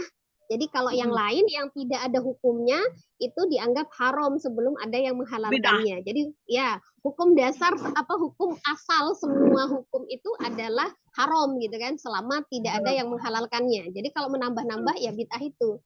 Tapi kan ada juga yang berpendapat hukum dasar semua itu adalah mubah gitu kan, boleh selagi tidak ada yang mengharamkan atau menghalalkannya. Itu pertentangannya yaitu karena mereka memang punya dalil sendiri. Pertentangannya ya seperti itu. Ya, mudah-mudahan istiqomah belajar. Ya. Nanti kalau ketemu Ustazah, ketemu dengan satu permasalahan yang mereka anggap itu dengan dalil-dalilnya segala macam gitu. Kemudian merasa Ustazah itu, aduh kayaknya enggak deh, tetapi nggak bisa melawan gitu. Mereka tuh dalilnya kuat segala macam. Boleh kita diskusi di grup ya. Iya, insya Allah seperti itu. Kan kalahnya kalau mereka kan kiai-kiai misalnya, apalagi yang orang NU gitu kan, memang asli keluaran pondok pesantren gitu. Tapi kadang-kadang kan apa yang disampaikan itu belum pas gitu kan dengan apa yang kita sampaikan. Padahal kita ini ibaratnya ustazahnya ustazah karbitan, bukan keluar dari pondok pesantren gitu kan, yang baru belajar terus langsung berdakwah gitu kan. Kita kan ada pesantren virtual ya, Sina ya. Ini namanya pesantren virtual ini. Kita lagi pesantren ini. Dosennya S3, dosennya. Dia dosen pejabat juga, pejabat di Lombok juga. Kita Insya Allah diampuni oleh beliau, Insya Allah. Amin, Insya Allah. Siap, Baik. lanjut. Ya, baik, kita lanjutkan. Masya Allah. Ustazah Wiwin kayaknya tadi kemarin mau bertanya deh Ustazah Wiwin. Iya, tafadhali Ustazah Wiwin. Ustazah Wiwin. Baik, saya bacakan dulu yang di room chat. Ada satu tadi dari Eyang Nani. Kalau air mati adanya ember, apa boleh pakai gayung saja? Mohon. Pertanyaannya itu saja dari Eyang Nani, Endro Martini. Ya. Wudhu, air keran mati, boleh pakai gayung, boleh. Boleh pakai gayung, boleh pakai spray tadi, yang di spray. Boleh. Pakai ember boleh. Dari sungai boleh, dari laut boleh. Bagaimana Gimana? Wudhu pakai gayung. Siram dikit-dikit. Iya saja. Sendok airnya dari ember atau dari bak gitu. Siram dikit-dikit muka gitu. Terus tangan. Ini kan pegang gayung. Iya. Gitu. Ya kan? Atau tulis saja. Biasa. Baik, ada lagi? Tadi saya mau nanya Ustazah, tadi kan ada mazhab ada 4 ya Ustazah. Apa aja Ustazah saya belum tahu. Mau nyatet. Apa yang 4? Mazhab. Oh iya, mazhab. Mazhab Hanafi, terus Hanafi. Oh, mazhab Syafi'i ya. Mazhab Syafi'i, mazhab Hanafi, mazhab Maliki, mazhab Hambali. PR nih ya. PR semuanya agar membuka pengertian apa definisi mungkin atau apa sih pokok pikiran dari 4 mazhab itu. Nggak tahu. Ya, nanti PR itu. Pekerjaan rumah. Kita ini kajian mingguan atau 2 mingguan? Terserah Ustazah. Ustazah senggangnya kapan? Kita mah siap aja. Kalau saya senggang, saya buat senggang gitu. Ini bukan senggang, ini sibuk. Saya sibuk dengan mengajar kelas kita gitu. Saya sibuk mengajar kelas kita. Jadi orang yang bertanya, ada waktu senggang? Tidak ada. Saya sibuk mengajar kelas fikih saya. Gitu. Ya. Baik, tadi tugasnya apa Ustazah? Apa pokok pikiran? Ya, itu bau apa sih? Kayak masak ya. Oh. Ya, apa pokok pikiran 4 mazhab? Pokok pikiran, ya definisi ya, dan pokok pikiran dari 4 mazhab. Udah nyontek nggak Ustazah? Nyontek di Google, nyontek. Udah pasti nyontek lah, masa ngarang. Iya, dia kan harus buka buku, harus cari ya, harus cari kita. Apa sih pokok pikiran dari buku mereka punya itu? Ustazah. Buku nggak punya. Yang itu ya, Hambali, Maliki, Syafi'i, Hanafi ya. Iya. Kita di Google boleh Ustazah. Google itu baik selama kita punya guru manual juga. Guru manual itu penting. Jadi apa yang ada di Google itu didiskusikan. Jangan Google ditelan itu yang nggak boleh. Baik. Saya nanti cari di Google terus didiskusikan. Sama ini 2 lagi. Apa? 2 lagi. Pokok pikiran NU dan Muhammadiyah. Kan ini yang banyak di Indonesia ya. Iya. NU Muhammadiyah nih. Pokok pikirannya apa sih gitu. Ini nanti ketemu dalam NU rokok halal. Ini kita PR-nya ini ditulis di kelas apa nanti pas waktu Zoom pertemuan kita bahas bagaimana Ustazah?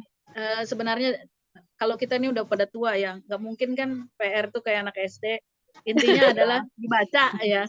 Intinya membaca. Tugas membaca masing-masing. Ya Mbak Vita, mana Mbak Vita? Hadir Ustazah. Oh iya.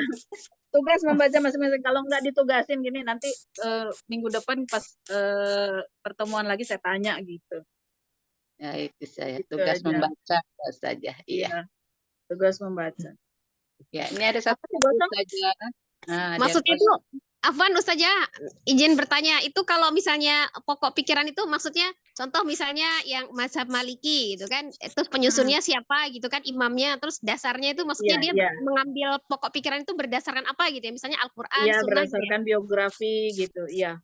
Lihat biografinya siapa imam mazhab Hambali itu siapa sih tokohnya gitu. Iya. Tokohnya misalnya Ahmad bin Muhammad bin Hambal gitu ya, misalnya gitu ya. Terus dia dasarnya dari apa? Al-Quran, hadis, apa ijma, kias gitu ya. Iya. Iya. Terutama tokohnya itu nanti dari ketokohan itu kita paham, oh mazhab ini tuh kayak begini aja. Ustadz Abdul Somad itu beliau itu ahli hadis.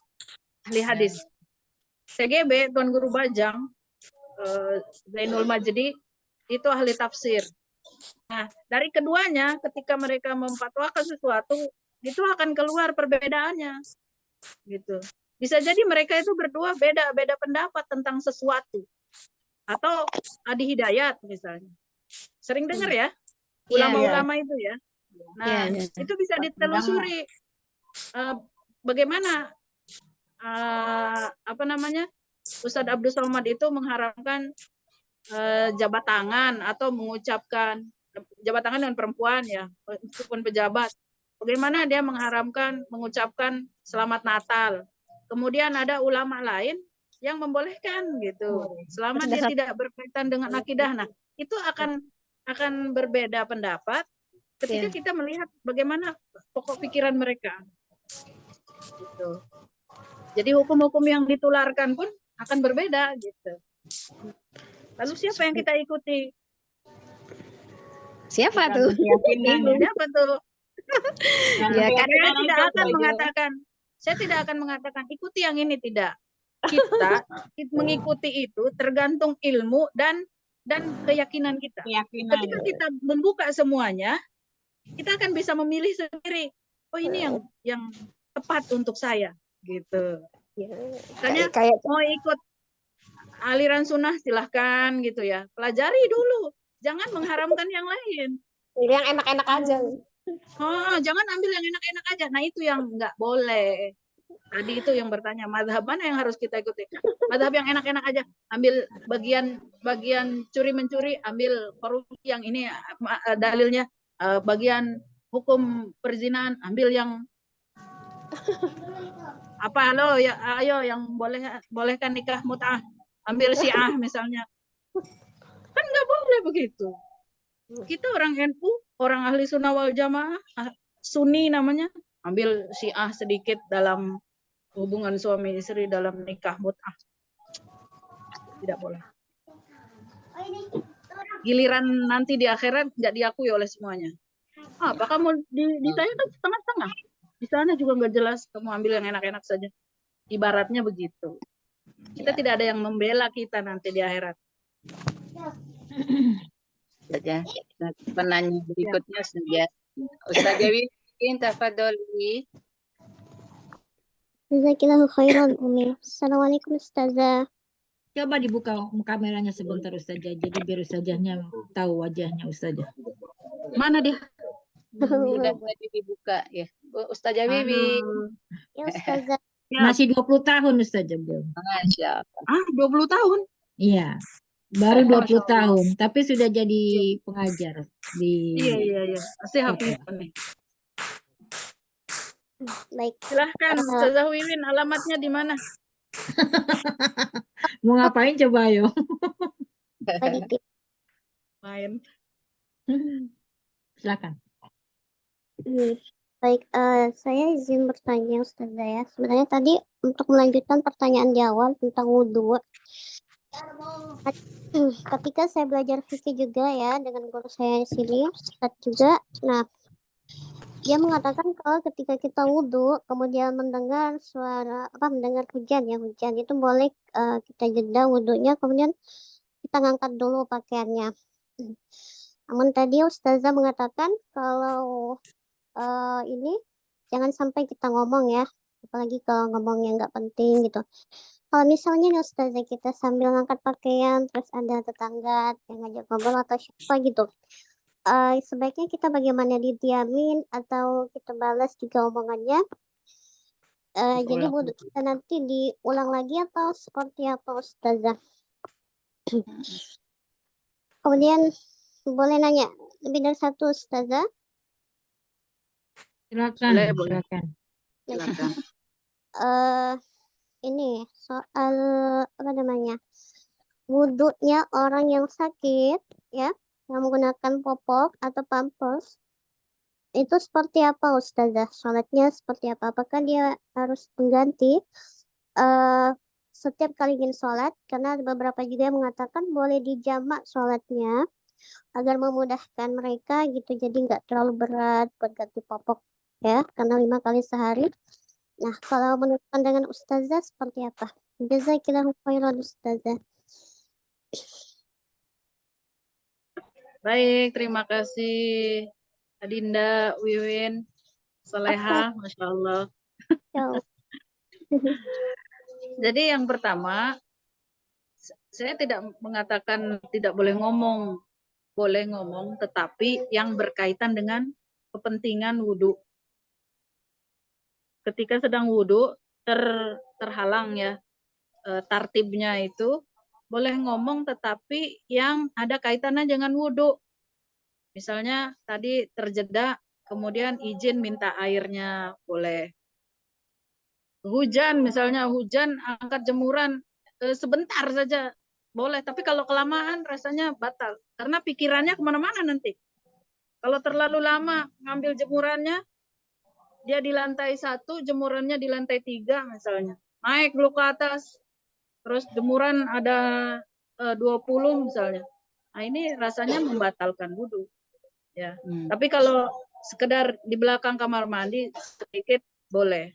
Nah tadi ada tetangga, ngobrol dulu sama tetangga, jelas batal. Baik. Jelas batal ya. Jadi boleh bicara sesuatu yang berkaitan untuk kepentingan wudhu. Itu tidak membatalkan tartibnya wudhu. Kemudian yang kedua, apa tadi? Sholatnya Enggak, berdoa dulu, berdoa yang hujan, berdoa yang hujan saja kan, berdoa. Kalau ada hujan berdoa. Jemuran tadi. Enggak, berdoanya juga belum dijawab saja. Oh, berdoanya juga. Enggak, saya enggak nanya itu, Mi. Enggak berdoa, enggak nanya ya? Jemuran doang.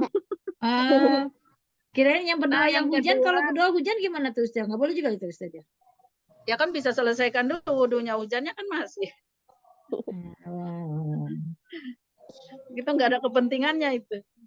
Nah, yang kedua, bagaimana sholatnya orang yang pakai pampers atau pakai popok? Begini, najis itu ada yang dimaafkan.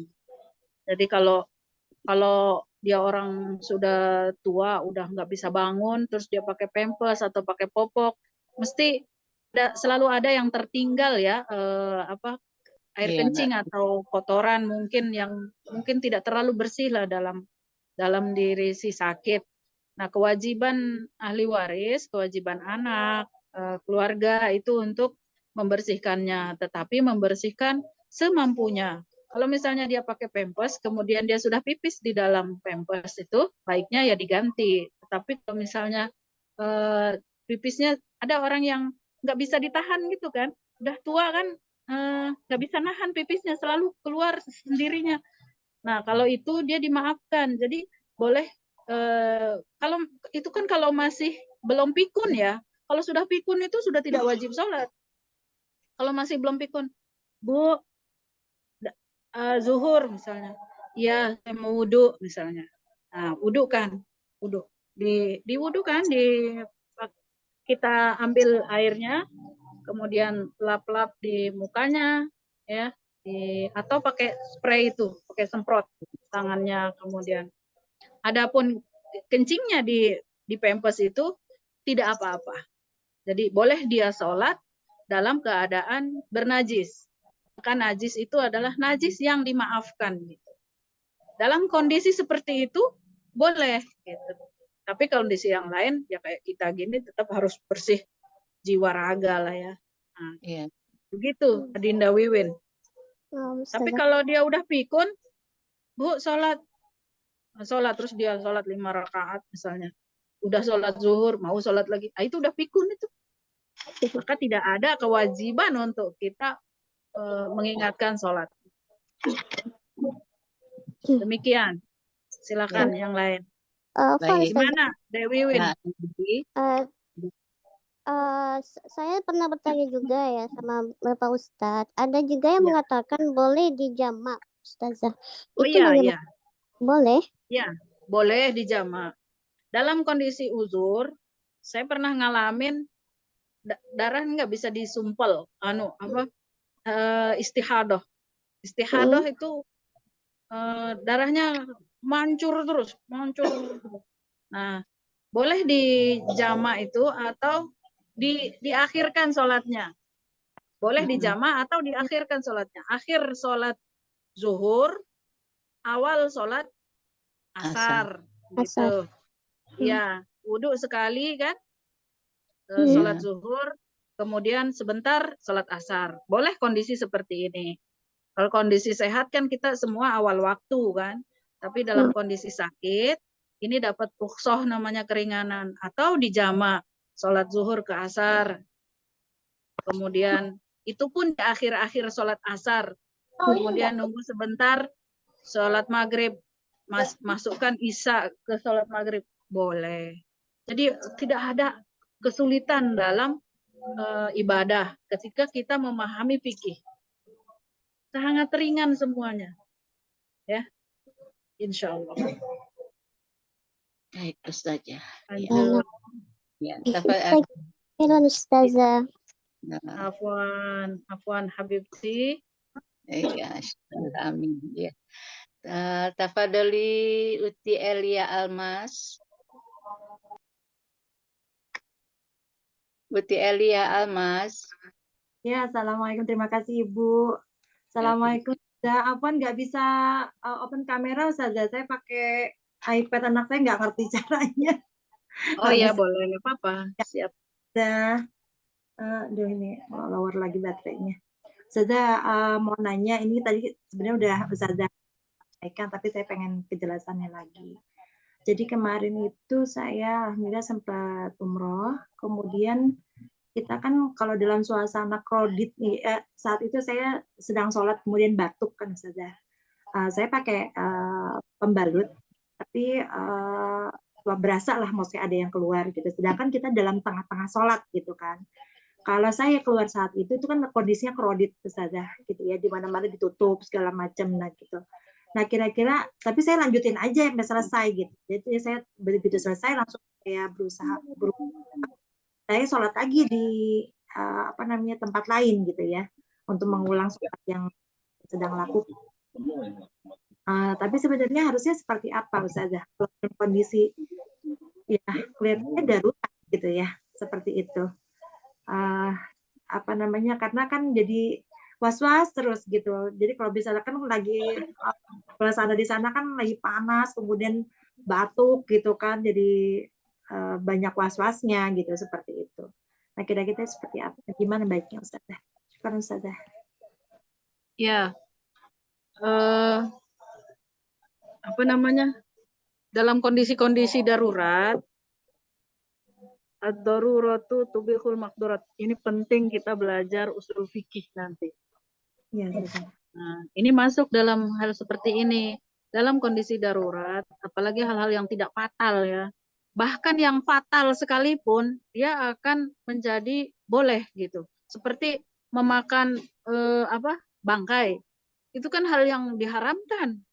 Itu udah jelas-jelas haram. Tetapi dalam kondisi darurat, kita boleh memakan bangkai. Nah, jadi dalam hal yang seperti ini pun sama dengan kondisi darurat ketika kita harus wudhu ke jauh sekali, sementara kondisi tidak memungkinkan, atau lagi tawaf gitu, kita harus berpegangan dengan suami. Kalau tidak, lepas terus bingung mau cari kemana. Ini kondisi darurat namanya. Maka kita bisa menilai sendiri ya. Oh, ini hal yang sulit bagi kita yang tidak bisa meninggalkannya gitu. Artinya kalau harus ganti ventilator setiap waktu, terus harus keluar, sementara keluarnya mazi namanya, kayak keputihan gitu, atau bukan pipis. Kalau pipis jelas batal ya, harus ngulang sholatnya. Tapi ini kayak mazi, madi, bahasa fikihnya itu. Yes, Itu dia ngalir aja kayak cairan dari dalam di kemaluan perempuan itu kadang keluar gitu aja, kemudian nempel di itu boleh, boleh tetap sholat. Tapi jangan sampai itu waktunya panjang. Kalau baru keluar saja silahkan lanjutkan gitu.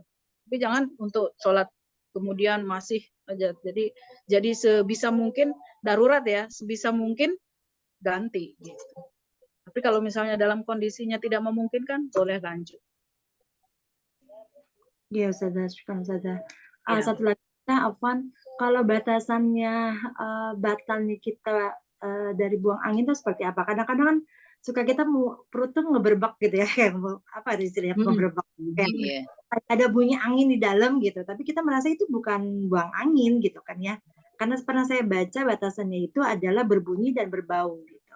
Kalau saya merasakan itu tidak, tapi kan ini setan luar biasa ketika lagi sholat nih,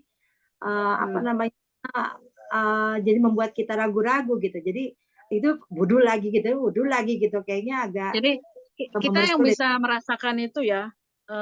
Nah ini kalau misalnya sudah belajar begini, kita jadi berhati-hati itu ketika takut kita tidak sah sholat ini ya, maka kita yang akan merasakan gitu. Oh, ini keluar angin ini, udah lepas dari sarangnya gitu, atau dia masih tahan. Kita dalam keadaan sholat. Kita sering kadang nahan, ini udah rakaat terakhir gitu kan. Udah rakaat terakhir, ya Allah pengen kentut banget gitu. Nah, kita tahan. Sah sholatnya sah. Tetapi makruh kita. Artinya ada pahala yang terkurangi saat itu gitu. Sah sholatnya secara fikih sah saja. Karena anginnya tidak keluar.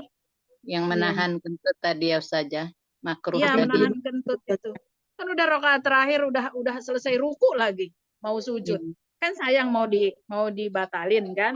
Nah, sebenarnya kan kalau ingin kita kesempurnaan sholat, kentut aja terus kita ganti, kita ulang gitu. Tapi karena ya kemalasan kita, secara fikih sholatnya sah. Menahan kentut itu di rakaat terakhir, secara fikih sah. Tetapi hukumnya makruh dan pahalanya terkurangi gitu. Nah, kalau ingin kesempurnaan sholat kita, kentut saja terus batalin, ulang gitu. Ya, bagaimana? Kalau tahu kita yang halal, haram, makruh, sunnah gitu ya. Oh, makruh tuh hukumnya, makruh itu apa sih gitu. Ini makruh nih. Ada banyak guru ya di sini ya. Guru itu kalau di sekolah itu ada anak nakal itu. Nakal sekali anak itu. Dia tetap ada di kelas, guru ngajar, tapi biasanya dianggap tidak ada gitu. Anak itu yang nakal itu karena dia benci gurunya itu. Cuman nggak mungkin kan bencinya seorang guru itu mau sampai mana sih? Nggak mungkin dia mengusir, kamu nggak usah di kelas saya nggak suka sama kamu. Nggak mungkin begitu. Guru itu tetap mengajar, ya nah. Tapi kalau dia nyeletuk itu dianggap tidak ada. Itu makruh namanya. Nah, amal kita tuh seperti itu. Sah dia ada catatannya ada, tapi seperti nggak ada. Daripada begitu kita melakukan hal yang makruh, ya kan lebih baik kita ngulang gitu. Lebih baik.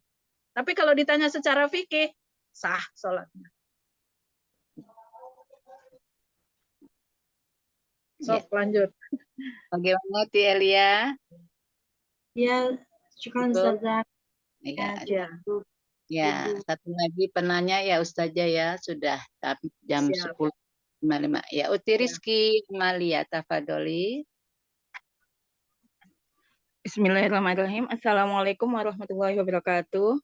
Mohon penjelasannya Ustazah. Ketika itu pengalaman saya waktu itu ketika zaman COVID ya, kami mensucikan jenazah. Nah, ketika itu jenazah yang kami sucikan itu tidak seperti memandikan jenazah seperti umumnya, tetapi hanya disemprot ya waktu itu.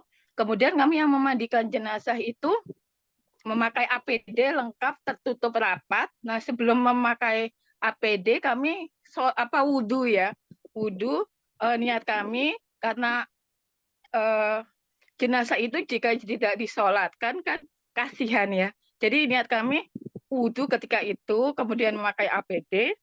Setelah menyucikan, kami niatnya sholat dengan langsung memakai baju masih lengkap gitu Ustazah. Nah, ketika itu saya merasa seperti buang angin gitu ya. Kemudian saya wudhu itu kan nggak boleh mencopot semua APD, jadi tetap keselamatan nomor 1 ya. Itu masih wudhu masih belum mencopot semua mulai dari kepala sampai ujung kaki. Itu sah tidak wudhunya, Ustazah? Mohon pencerahannya. Terima kasih.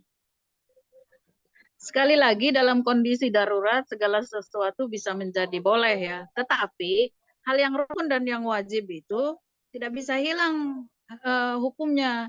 Seperti tadi kalau yakin ini lagi ada dalil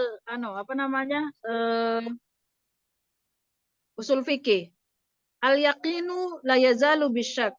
Keyakinan itu tidak boleh ragu-ragu. Kalau yakin tidak batal, maka tidak batal. Kalau yakin batal, maka batal. Gitu. Maka kalau misalnya batal, ya nggak boleh dong sholat.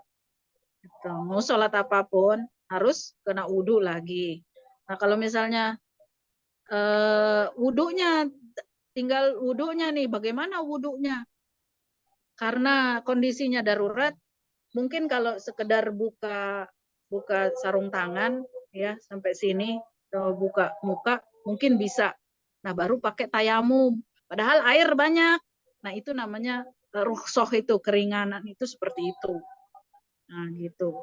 Tapi kalau misalnya tidak wudhu kemudian sholat, ya nggak boleh, itu tidak masuk rukun syaratnya, tidak sah. Jadi tidak sah. Gitu. Kalau misalnya yakin batal, ya batal. Yakin tidak batal. Tapi jangan meyakinkan hal yang sudah memang misalnya sudah batal, yakin saya tidak batal. Itu salah lagi. Kayak misalnya orang sholat kan, sholat. Udah sebenarnya rokaat kedua udah lewat, tapi dia naik lagi karena yakinnya belum rokaat kedua. Padahal itu udah rokaat ketiga naik. Kalau dia yakin yang kedua, ya kedua. Gitu. Jadi baru rokaat kedua. Nah, maka yang misalnya makmum di belakang ngikut saja karena imamnya yakin bahwa itu rokaat kedua, padahal udah yang ketiga. Diingatin, subhanallah, Allahu Akbar. Enggak, dia yakin. Ya kita ikut, dia dan itu sah. Gitu. Al yaqinu la yazalu bisyak. Ini harus kita belajar. Insyaallah. Jadi tetap harus dibuka ya? Karena iya, harus dibuka. Kalau batal harus buka. Harus wudhu. Oh ya. Syukur Ustazah, jazakillah khair. Nah ini yang COVID ini kan darurat ya. Misalnya dia membersihkan, memandikan itu tidak sampai sempurna, itu namanya darurat, maka itu boleh. Kemudian bahkan tidak dimandikan pun dalam kondisi darurat, misalnya orang tabrakan tuh, perutnya misalnya hancur, nggak bisa kan kita mandikan, maka itu langsung dibungkus kain kafan, itu tidak dimandikan boleh, atau bahkan dimandikan makin sakit orang, nah itu boleh gitu. Jadi kondisi-kondisi darurat tidak apa-apa. Siap, lanjut. Ya kemarin itu kami juga tidak memandikan, hanya menyemprot desinfektan, kemudian langsung bungkus gitu. Jadi tidak seperti umumnya jenazah. Jazakillah khair. Afwan. Ya. Bagaimana Ustazah? Sudah pukul 11. Kita cukupkan sampai di sini dulu Ustazah. Siap. Ya, baiklah. Dengan berakhirnya pembait tadi, kami mohon doa Ustazah. Tafadholi Ustazah, mohon doanya.